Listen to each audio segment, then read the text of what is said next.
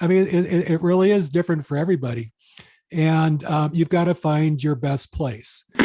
Toxic workplaces, and when I saw we were having you on, I struggled with this in the context of maybe a little bit more devil's advocate, and I'll tell you why, and then we can talk about it. Sure. From my perspective, what I tell anybody who listens when you talk about being successful, again, I come from very, very humble background to have gotten where I am, and I've had thousands of employees. And I always say I got where I am because I never care what somebody else is doing.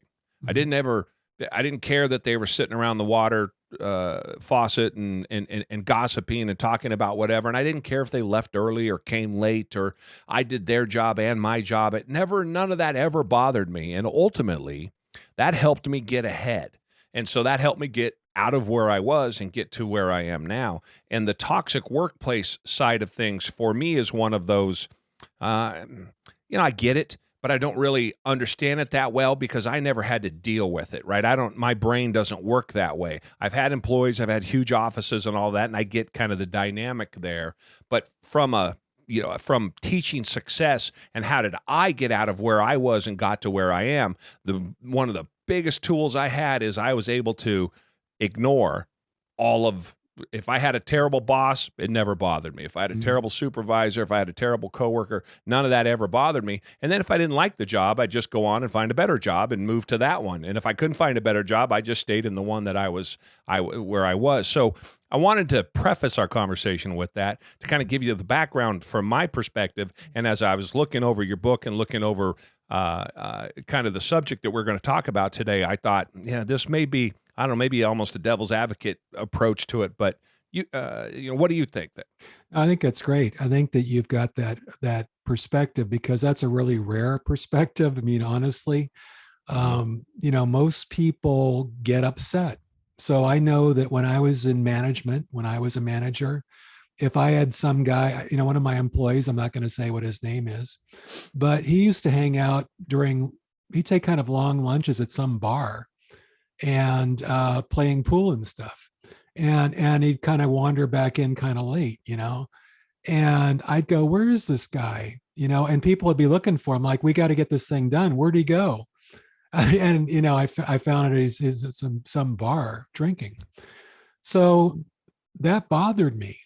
I mean, that bothered me. And people looked at me, they kind of looked at my boss was wondering what I was doing because here's my employee out drinking at some bar during, taking long lunches.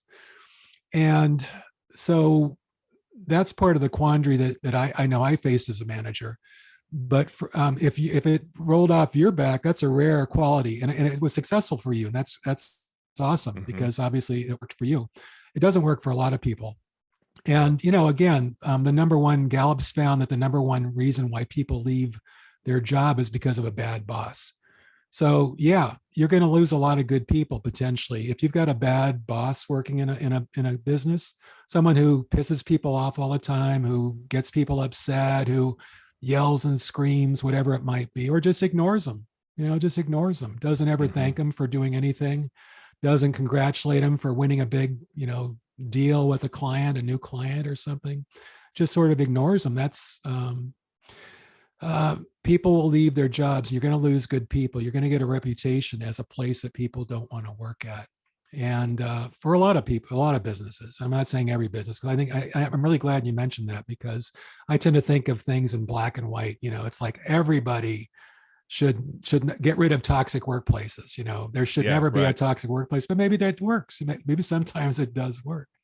So anyway, but potentially you may lose good people. I think toxic also is in the eye of the beholder. What is toxic, and that's where it can get.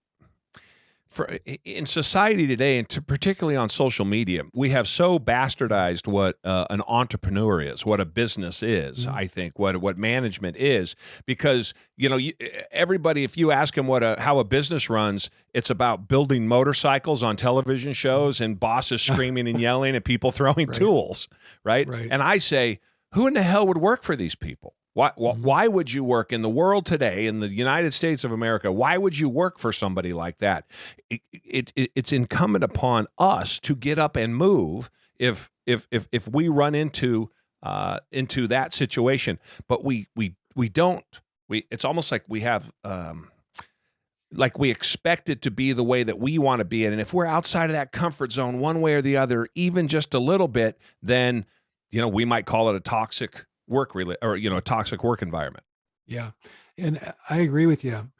I said, I think I said 100% before. Now I'm agreeing with you 1,000%. I mean, everybody is different, and we all have different, environments we grew up in. So, if I grew up in a family that was yelling and screaming at each other, that was the way they showed love. Mm-hmm. I'm going to react differently in a workplace where people are yelling and screaming at each other. The guys throwing tools, like you said, that's Yeah. just another day at home. My dad was Right. throwing tools across the garage at me. You dumbo, get this thing. Right. So I mean, it really is different for everybody, and you've got to find your best place. If you're comfortable in a garage, motorcycle garage where they're doing that, great. That's perfect. That's the place for you. If you're not comfortable there and you don't like it, go somewhere else. 100%. Don't try to change it. I mean, you're not going to change the people who own the business, who are running the business. Just go somewhere else. You're right. Pick yourself up and find a place that's more suited to your personality.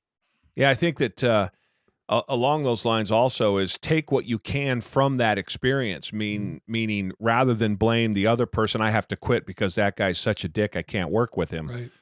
You bring that back and say, okay, what could I have done differently? What can I learn to work with someone like that or work around someone like that? And we miss these opportunities to learn from the things that don't work out for us because we always get, and I guess that's true in life, across the board. It's always easier to point one direction than it is to point at yourself. And so I would encourage people in that environment to move on 100%. If you don't like your boss, that's great, but figure out honestly, introspectively, why you don't like your boss. What's the reasons why you don't like the boss, or what's the reasons why you don't like the coworkers? Because again, I've had 10,000 employees in my life, and a lot of the times it comes out that the person that left probably either needed to go and thought it was there, and thought they had a reason to go, and missed an opportunity to learn something. Right. Yeah, exactly. And we can learn from everything. Every experience we have, there's a learning there. Like you said, and particularly if you've got a boss that's toxic, that has bad behavior. Are you doing that yourself? Are you doing the same thing? Like if you're in a management position, are you doing the same kinds of things that pissed you off when you were working for someone? Right. If you are, then to just keep that in mind. You may again be losing really good people. People may be disengaging on the job as a result. And I think perspective also lends itself in that environment because, the same person who will hate the boss for yelling at him will go yell at the waiter for bringing him the wrong soup. Right? Yeah. So It's all relative. Yeah, it's all relative. It's Yeah. all very relative.